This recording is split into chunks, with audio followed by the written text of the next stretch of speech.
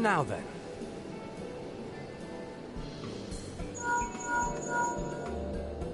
Tis I. The situation may be more complicated than we anticipated.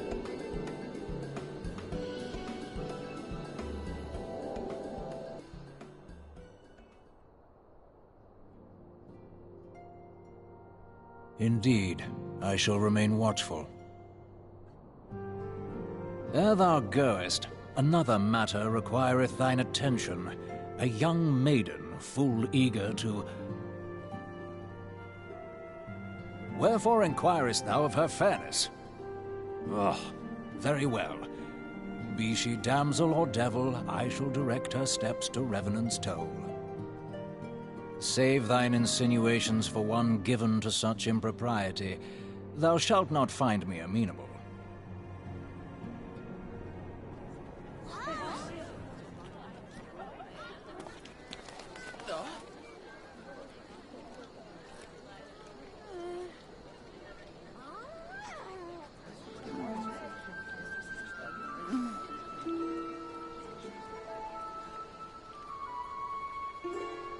Far across the sea from the land of Domar have we traveled.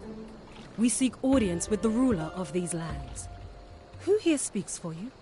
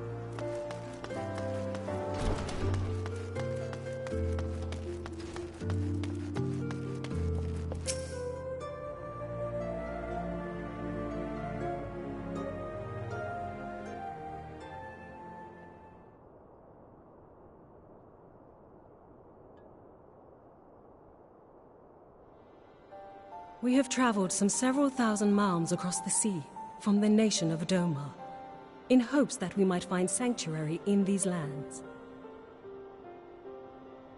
Sanctuary, Lady Yugiri?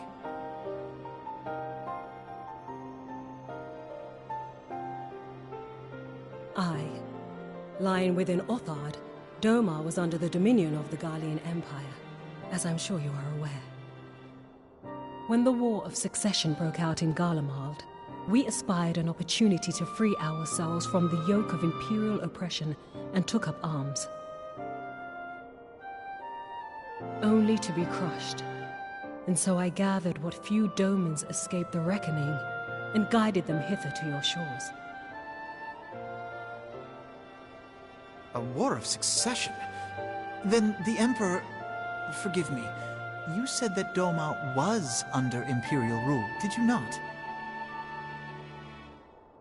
Doma is gone. Razed to the ground as an example to the other provinces. 12 have mercy. And your people? On a ship anchored in Vesper Bay, flying borrowed colors. Many were complicit in the rebellion, or akin to those who were. They will not come ashore until I send word that it is safe to do so. I sought an audience with your rulers, but was summarily refused. The lords of Ul'dah are not wont to entertain foreign refugees without suitable encouragement. Mayhap I was foolish to expect otherwise, but our supplies run low and we have young ones in urgent need of care. I have seen the tents outside the gates, however. We are not the first to seek asylum, nor will we be the last. Be that as it may, Ul'dah is no friend to Garlemald. Your tale would stir the hearts of many men and women here. The Sultana and the Syndicate will not be so easily swayed, but I shall see that you are granted an opportunity to plead your case. This is within your power? Well, far be it from me to boast, but I do have the ear of certain influential individuals. I am in your debt. Lady Yugiri, forgive me for observing, but your choice of attire seems like to evoke feelings of mistrust. Men are wont to fear the unfamiliar. We know this from experience. We seek only to spare the people of Ul'dah unnecessary disquiet. I shall defer to your experience, then. I thank you for your understanding. It seems I have urgent business with the Flame General. I leave our guests in your capable hands.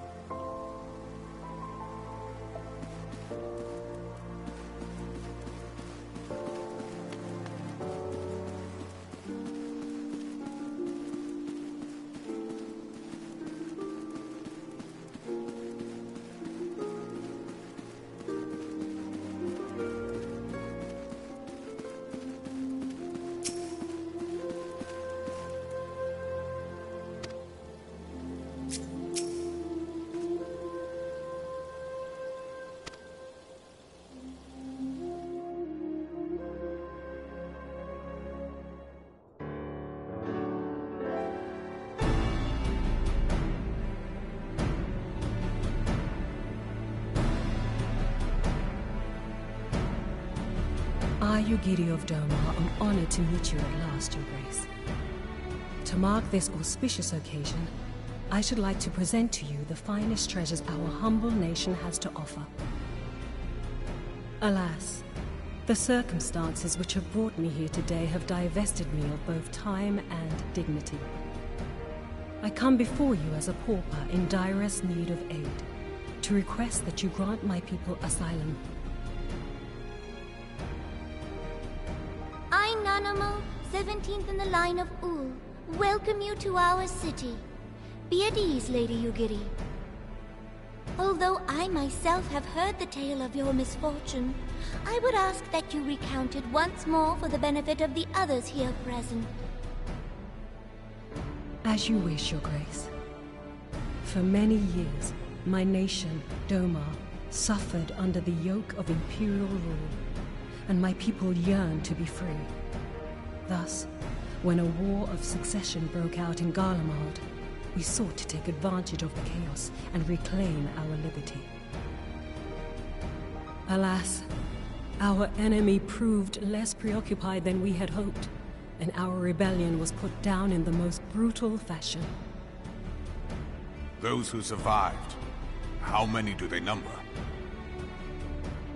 More than 200 souls huddle within the cramped confines of our own galleon's hold. Yet this figure accounts for but one of a number of ships which escaped the purge. It is my hope that you will allow us all to dwell within your walls. Should that prove unfeasible, however, I humbly ask that you accept as many of my people as your resources allow. Pray understand, we do not beg a boon, but propose instead an arrangement. We would serve as soldiers or tradesmen until our debt is repaid. What are the Syndicate's opinions on this matter? I, for one, think it's a marvelous idea. Lady Yugiri and her people strike me as an industrious lot, and there are parts of the city which have yet to be fully restored. If they are willing to work, I see no reason not to let them. The head of the Mirage Trust is not known for his generosity. He sees profit in this. I agree. That said, these are foreign refugees. To admit them would require a formal resolution. Shall we call a vote?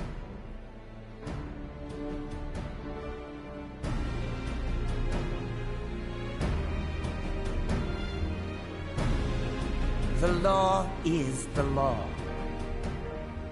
Lord Lolorito? Tell me, are you blind or willfully ignorant? Even now, our streets are choked with the displaced victims of the Calamity and Alamigan refugees. They live hand to mouth, subsisting on aid provided by the immortal flames, the cost of which grows ever higher. The wealth of Ul'dah is not without limits, my friends. And need I remind you that these refugees are prone to violence and criminal activity? You have all read the reports, I think. Without homes or employment, it is only a matter of time before men grow desperate and take that which they imagine has been unjustly denied them. Yet, knowing this, you would have us swell their ranks. Mayhap you think the brass blades and the flames are not hard-pressed enough? Some say the chairman of the East Aldenard Trading Company passes Gil thrice daily. This may explain how he came to be the wealthiest man in Ul'dah. Or it may simply be that he's ruthless beyond reckoning. Surely the Sultanate can support the few hundred domins Lady Yugiri represents. That our resources have been taxed, I do not deny. But we are hardly in danger of financial collapse. I move that an exception be made. An exception, Your Grace? I am suddenly reminded of a similar debate some years ago regarding a number of Alamigan refugees, if memory serves. What were your words that day? Yes. The law is the law. And so our visitors remained in Little Alamigo. Mayhap our wise and benevolent Sultana would be so good as to enlighten us as to which other of our laws should not be upheld. Mind your tongue, Lolorito. My lord, I share your concern for the welfare of our great nation, but we must endeavor to take a longer view. You know as well as I that people can be a resource still more precious than gil. Precious or not, they were never yet so reliable. And unlike those who frequent your establishment, I have no desire to gamble with my future. Uldar's greatest asset is, and has ever been, her material wealth. We risk this at our peril. One need only look to Teleji Adeleji's example for evidence of the danger in allowing sentiment to dictate policy. How far the vaunted Mirage have fallen, both in repute and profitability, since he began employing refugees. How I choose to conduct my affairs is not your concern, my lord. A proposal has been tabled. Given its urgency, I move we forego further debate and call a vote. To accept the Doman refugees or not. Those in favor, I bid you remain. Those opposed, I bid you leave.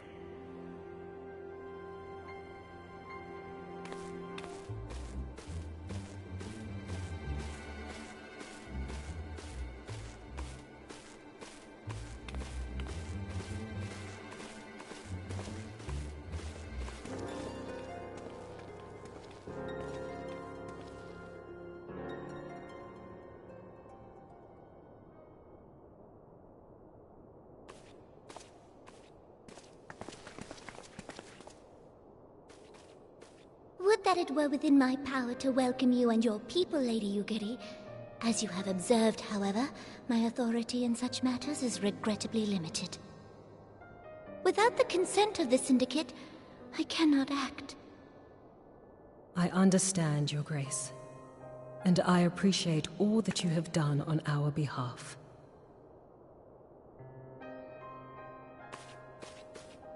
The nerve of the man! If that bastard had not forsaken the eastern trade route, Little Alamigo would now be thriving. Oh, that you should have traveled so far under such dire circumstances, only to be refused in this manner is utterly unconscionable. Pray, accept my sincerest apologies.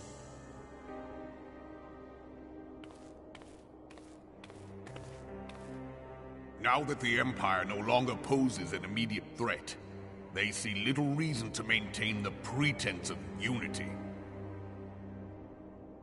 The Monitorists have grown especially defiant of late. Lord Lolorito most of all. But this is neither the time nor place for that discussion.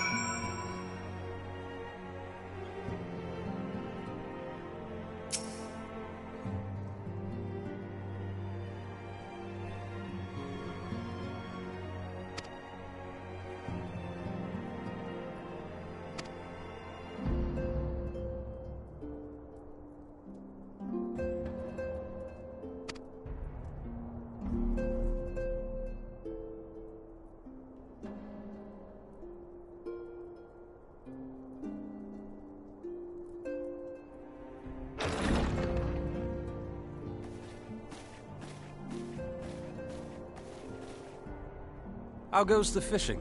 Caught anything slippery? Aye. Our suspicions were well founded. The Serpent Reavers are indeed the culprits. The plot thickens. Has there been any movement in Thanalan? It has been blessedly quiet. Which is to say the Amalja are being no more or less of a nuisance than usual, summoning Ifrit with such crystals as they have hoarded. Urianger, too, reports not out of the ordinary. Then we have our explanation. Your explanation for what, pray tell? For the recent spate of crystal thefts in Thanalan, we naturally assumed that the trail would lead us back to the Amalja. Yet it did not. It led us across the sea unto Vilbrand. Vilbrand? There have been reports of increased Sahagin activity of late. Oh gods, they mean to summon Leviathan? That is the way of it, I fear.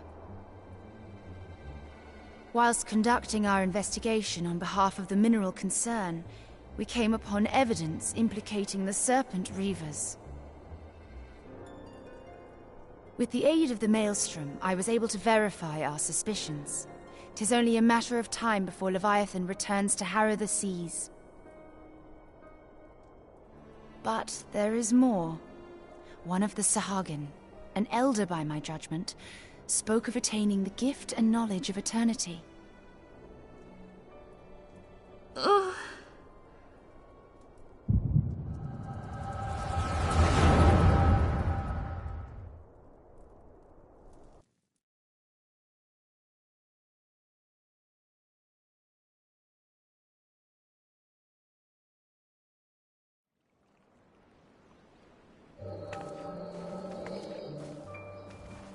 Such a disturbance in the ether. If I did not know better, I should think this device defective.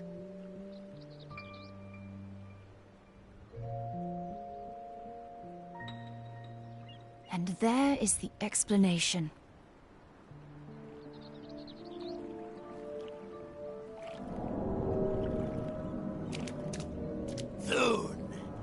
Soon it shall begin.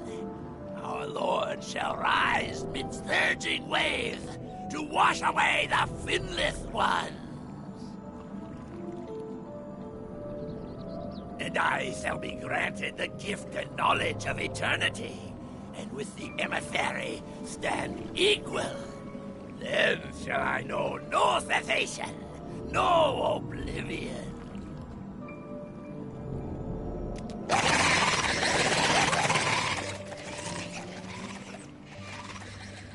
Whence comes this promise of immortality? The emissary? We have outstayed our welcome.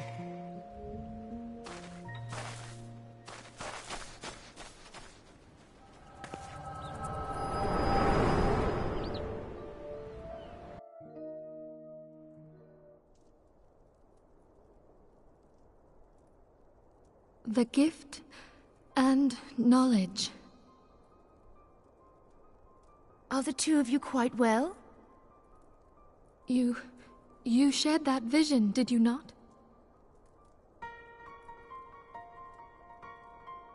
Even before the Sahagin made mention of the emissary, I recognized Elidibus's words. He is behind this. But surely it is not within his power to grant the echo. My lady, unless we act swiftly, Leviathan will rise again. The Admiral has already requested that we intervene to prevent this. Failing that, we are to attend to the Primal's extermination. She will have our full cooperation. Let us make haste to Limsa Lominsa. I mean to play a part in this mission. Tataru, pray, take charge in my absence. My lady, are you sure this is wise? I am aware of the risks, but there is something I must see with mine own eyes. The true nature of the echo. Very well. I shall not stand in your way. On the condition that you permit me to accompany you as bodyguard. Your company is ever welcome, Thancred. I take it something ill is afoot. Aye. A primal is about to be loosed upon Eorzea. A primal? A godlike being whose very existence is a bane upon the land. We scions of the Seventh Dawn are sworn to put an end to their kind.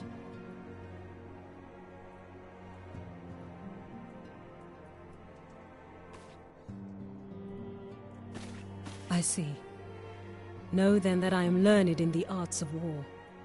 In return for the kindness you have shown my people, I would lend you my blade. It would be most welcome. When contending with a primal, one can never have too many able allies. If you crave a more intimate understanding of the problems facing Eorzea, this experience is like to provide it. Be sure to come well prepared.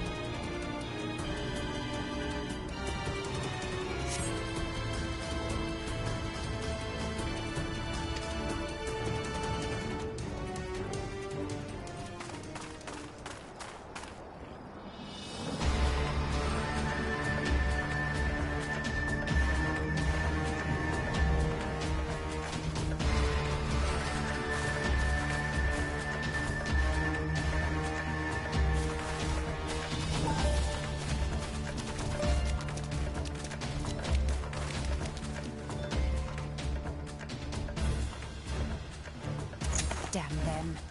They have made thralls of soldiers and civilians both.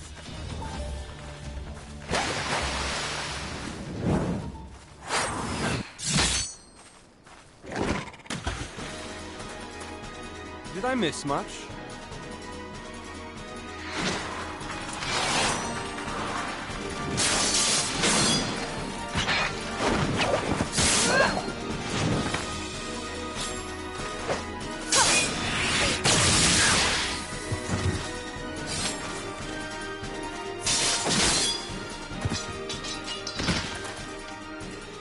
So that is how you fight in the Far East.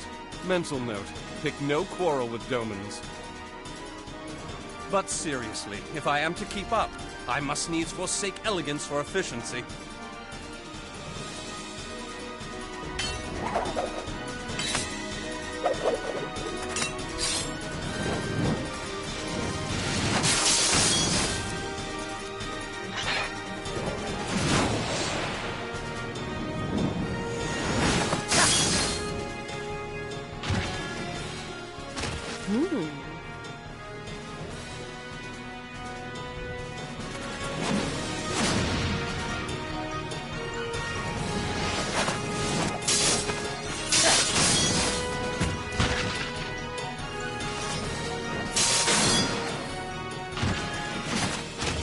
To the Aetheryte!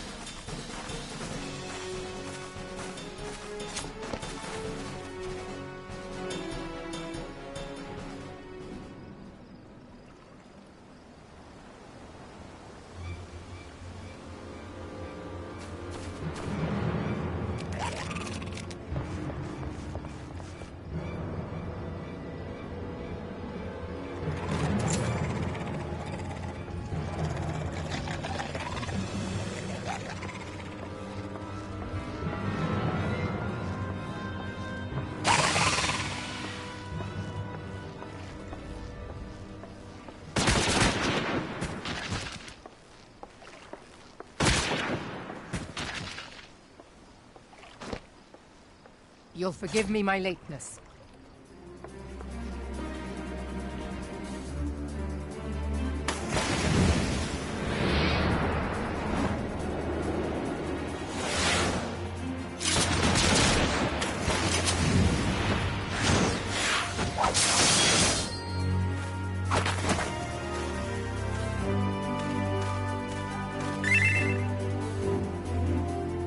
I've been something of a liability of late, I know.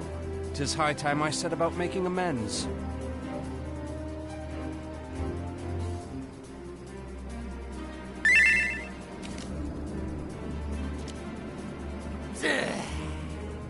Long have you shriveled swordwalkers tormented our kind. But no more! Your time is at an end!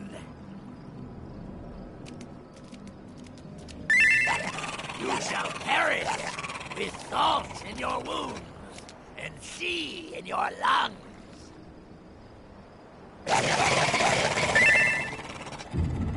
Lord of the world, hearken to our plea.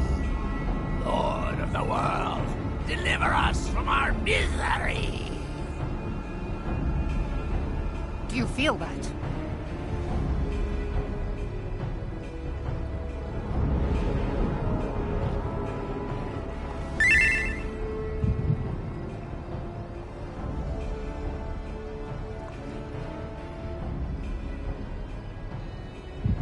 I know this sensation.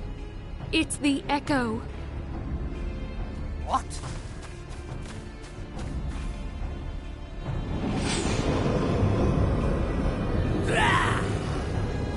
Such power! It is transcendent!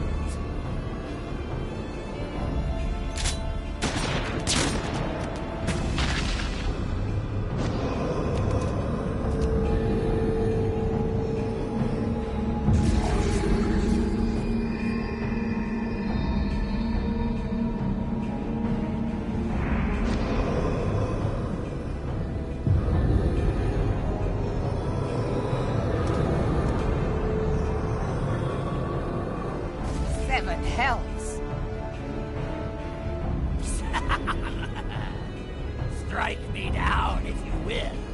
It is futile. I have mastered the gift. I am eternal.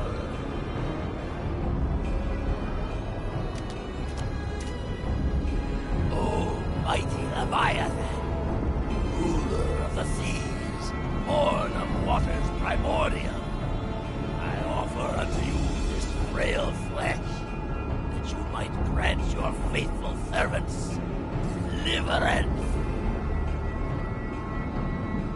I beseech you, come forth!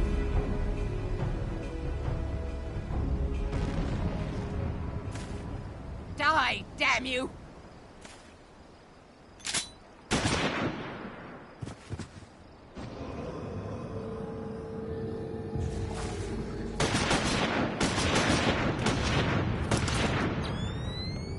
Foolish shorewalker! You cannot kill that which is eternal!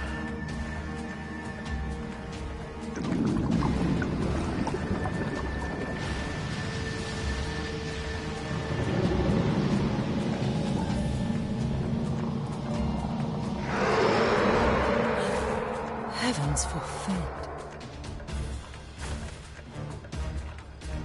Damn it all!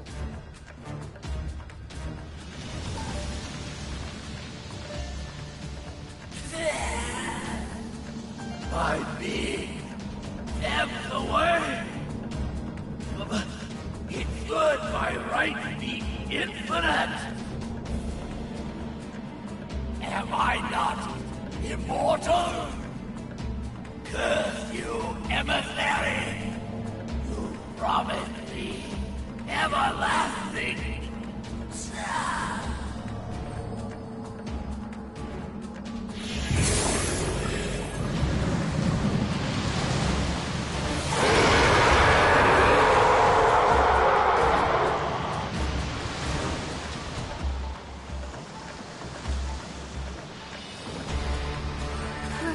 Where did he go?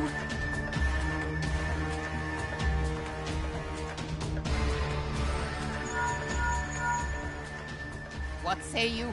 Nary a single ship? Hells take that sea demon! Gather the survivors and get to shore. Leave the wrecks for the pirates.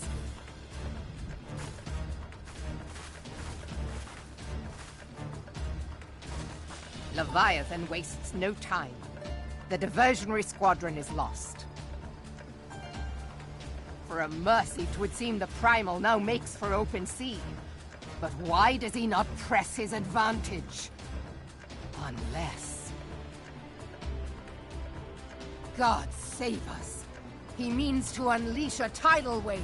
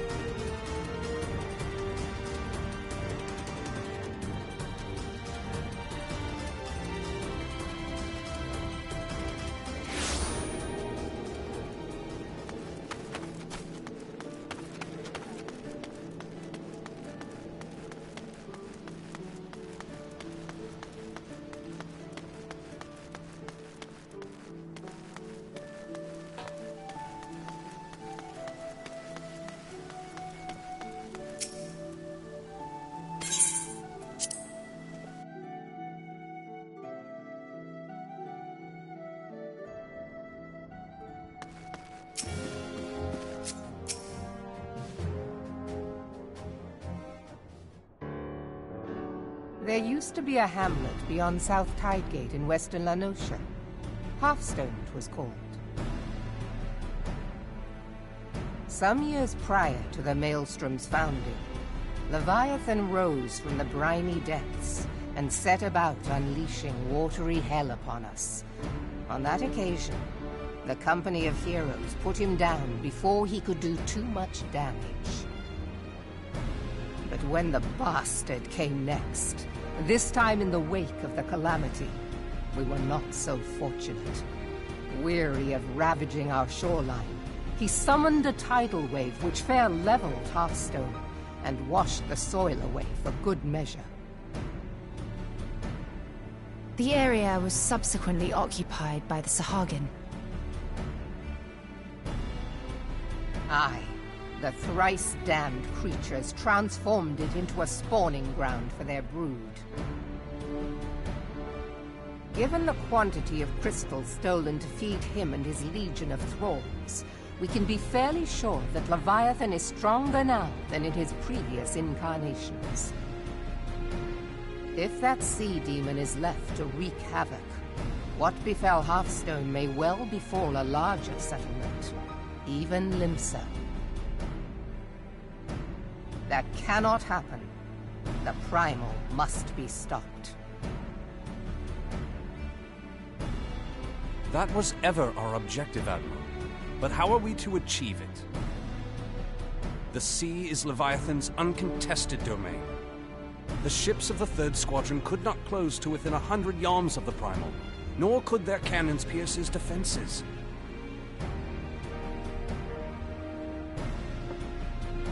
I have read the reports, Master Thancred. Our warships may as well have been bloody pleasure barges for all the good they did. 7 hells! Is there no way that we might strike back? The Company of Heroes defeated Leviathan, having first lured him into an inlet, but we must needs contend with him upon the open sea. It will avail us little to consult past experience.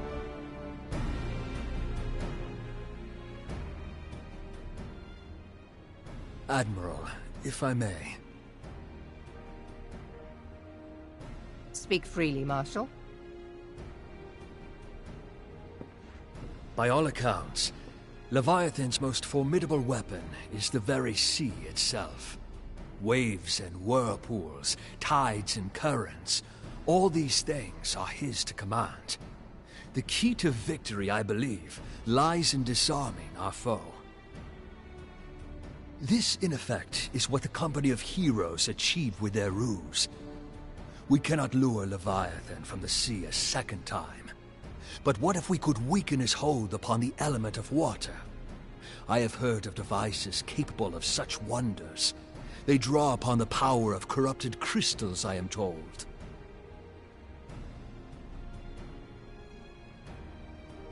If mounted upon a ship, such a device might be used to prevent Leviathan from bringing the full force of the sea to bear against us, rendering him no more dangerous than any other sea serpent. Of course! Sid built a similar device to grant the Enterprise safe passage through Garuda's Tempest, did he not? Begging your pardon, my lady, but to give credit where it's due, this is something I heard from an old arcanist friend of mine. It makes little difference who thought of it first, so long as it works.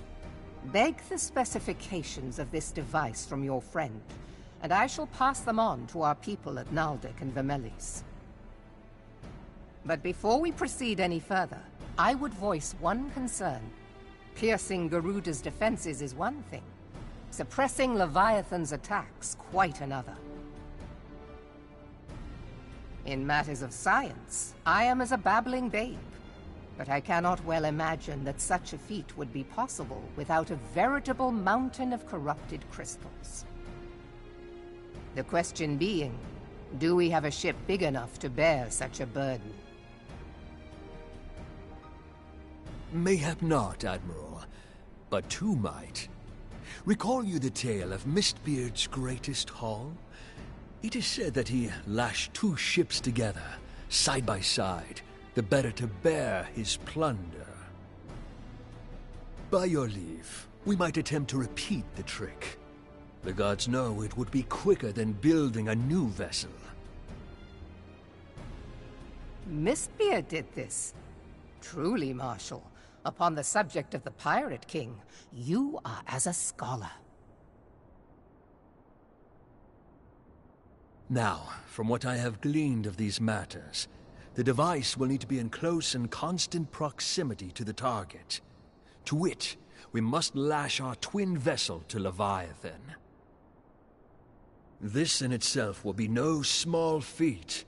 Ramming speed will be required, but given the weight of the cargo, that will only be attainable with the aid of a towing vessel.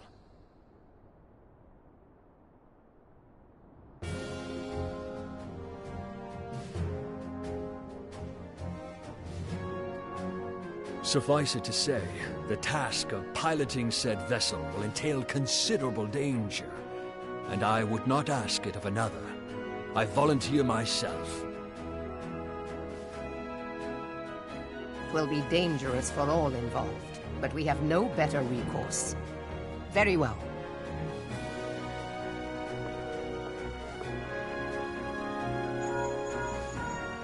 Commodore, assemble the remnants of the fleet at Morabee Bay.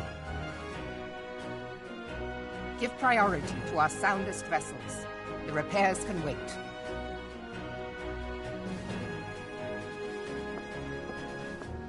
Storm Marshal Slafirson, command of the operation is yours. I want that twin vessel ready to sail post-haste.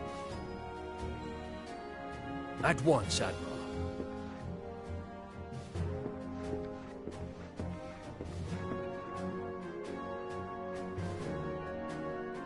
And then there is the small matter of slaying the beast. The fate of Limsa Lominsa rests upon your shoulders once again. Go well, warrior of light.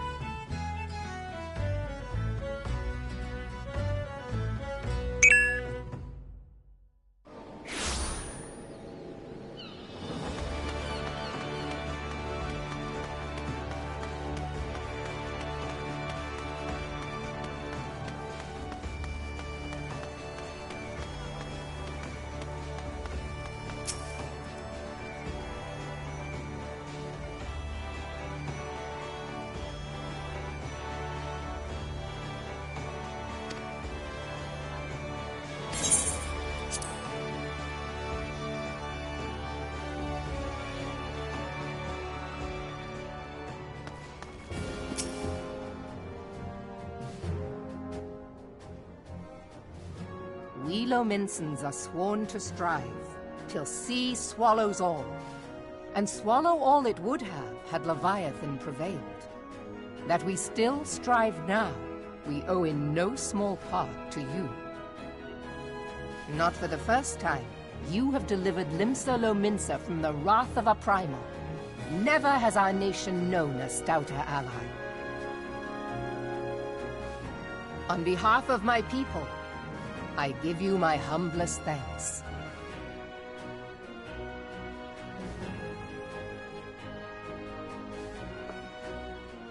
'Tis meet that I give thanks to old Mistbeard, too, for his fine solution.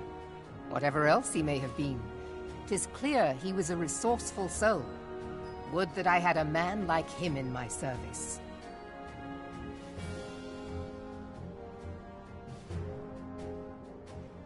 Before I set foot in these lands, I had no inkling that the people of Eorzea contended with such mighty foes.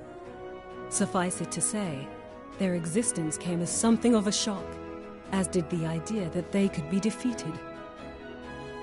This experience has served to remind me of the vastness of the world, and the boundless potential of man. Though I am but a refugee in this realm, I would fain be of use to you in your fight. Know that I am tutored in one of the foremost combat arts of the Far East. It may seem outlandish to the Eorzean eye, but should any of your people care to learn, I would be pleased to initiate them. And I will see to it that they are grateful. I have no doubt that your knowledge and skills will serve us well. Besides, your art is not so outlandish as you think. Would you not agree, Master Thancred? Naught escapes your searching eye, Admiral. Few are privy to this information, but Limsa Lominsa is home to a certain secret fraternity. Its members are trained in a form of combat not unlike your own. By my judgment, it should not be beyond such individuals to adapt to the techniques I witnessed you employing with such admirable deftness. I am heartened to hear this. I too noted a kinship between your style and mine own, though it seemed to me that you fought differently in the beginning. I suppose I did. What can I say? I'm a man of many talents. Though you may labor to believe it, Thancred was once something of a scoundrel who fraternized with the criminal class in these parts. Yestola! You jest, of course. But for a chance encounter with Alphino's grandsire, he might never have left Limsa Lominsa, or received an education in Sharlayan, or taken up his post in Uldar, which is where he trained in the blade, lest you wonder.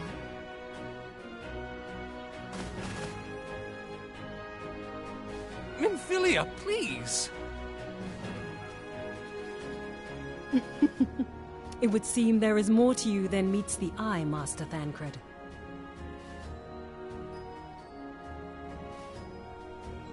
Lady Yugiri, I am told that you and yours came to Eorzea seeking permanent resettlement, and that many domins have since been engaged as frontier hands at Revenant's Toll. Moderna is many things, but a place of refuge it is not. Know that I would like nothing better than to furnish your people with a new home here on Lominsan soil.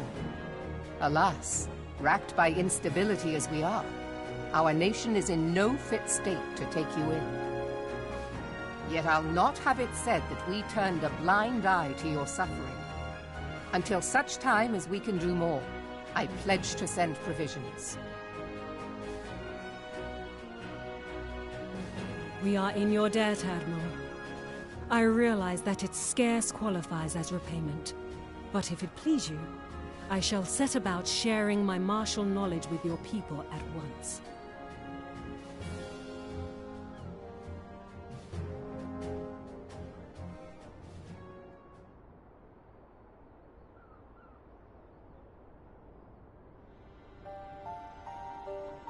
You wished a word in private.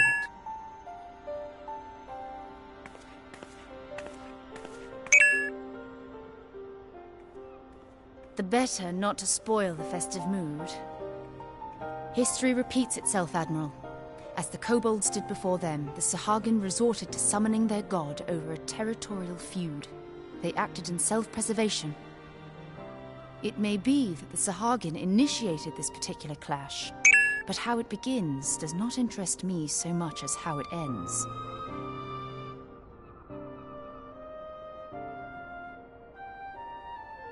I have not forgotten our conversation, Y'ashtola. I am aware that man bears part of the blame for the Primal's existence. Nor am I ignorant of the Sahagin's reason for acting. They sought to secure a place to breed and multiply that their kind might survive. Self-preservation, as you say. But we have as much right to live and thrive as they. If our own survival is threatened, are we to lay down our arms and welcome oblivion? Nay. And so you kill, that you might live. Yet if living is a right, then that right belongs to all peoples, be they men or beastmen.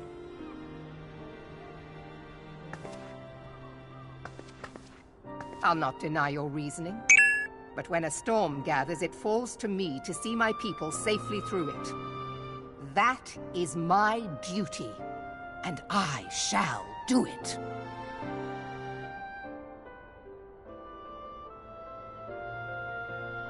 As must we all, Admiral. Stay the course, then. But know that it will lead to no good end.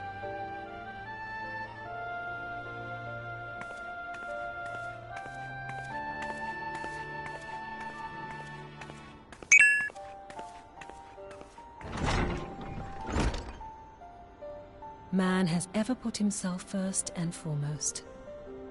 To justify his actions, he clads himself in the armor of righteousness, though it be a fancy of his own making. In this, mayhap the Garleans and we Domans are not so different.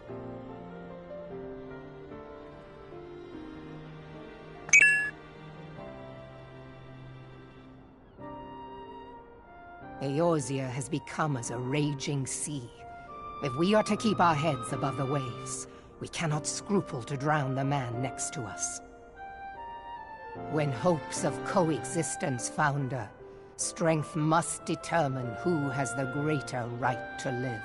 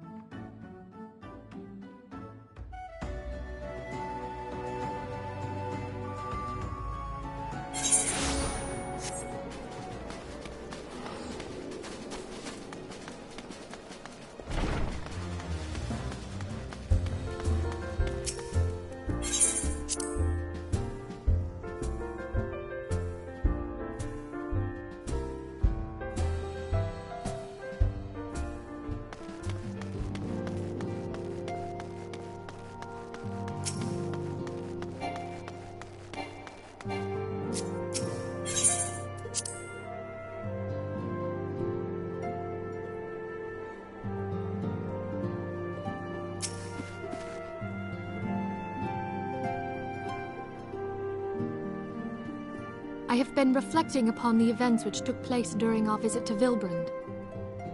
If you have a moment, I would share my conclusions with you. Please, bear with me. When the Sahagin Elder summoned Leviathan, he employed the power we have come to know as the Echo. Though I cannot well explain the how of it, it would seem he became immortal in so doing. When the Admiral subsequently slew him, his spirit emerged from his lifeless flesh, a consciousness shorn of physical form. Thus transfigured, he took up residence in the body of his minion with the ease of a man donning a favorite glove. Long have I known that the Echo allows one to pass through the walls of a man's soul. But never did I imagine that it could free us from our own flesh, nor less that our souls could then occupy the next corporeal vessel to take our fancy. It was of this that Elidibus spoke, an existence which knows neither cessation nor oblivion. And yet, though the Sahagin had mastered his gift and thereby become immortal, he was by no means invulnerable. As we both bore witness, he was ultimately absorbed into Leviathan. And the import of this observation? If the Ascians' mode of existence is indeed the same, it can be inferred that they too are not invulnerable, that they can be destroyed. There exists a legend which tells of souls who are reborn upon the cusp of each umbral calamity, that they might stay the encroaching darkness.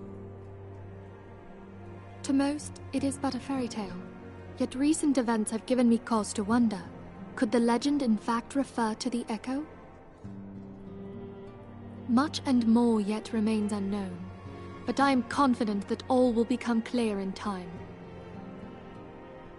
For the present, however, what matters is that the key to defeating the Ascians may at last be within sight. With Urianger's aid, it is my hope that I shall fathom this matter ere long.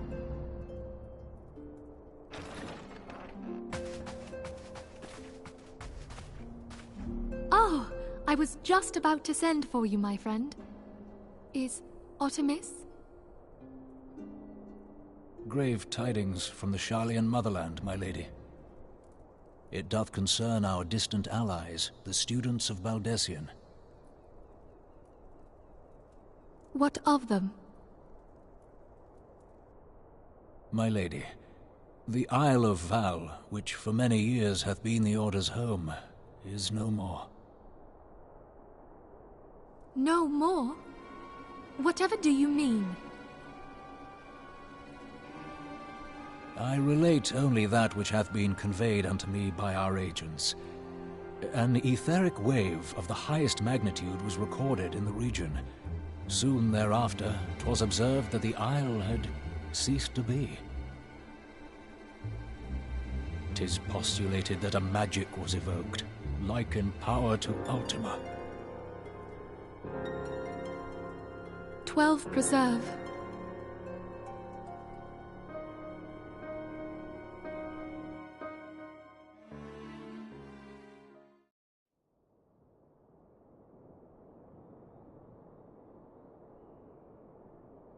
If there are no other matters, I move that today's meeting be adjourned.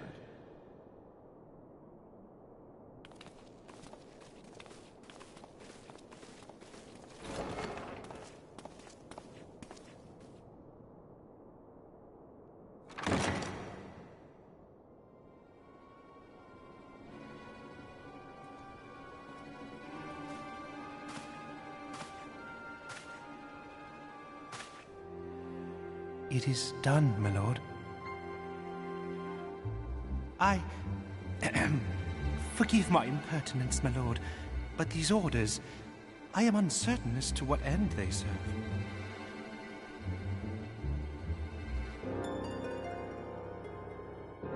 Revolution.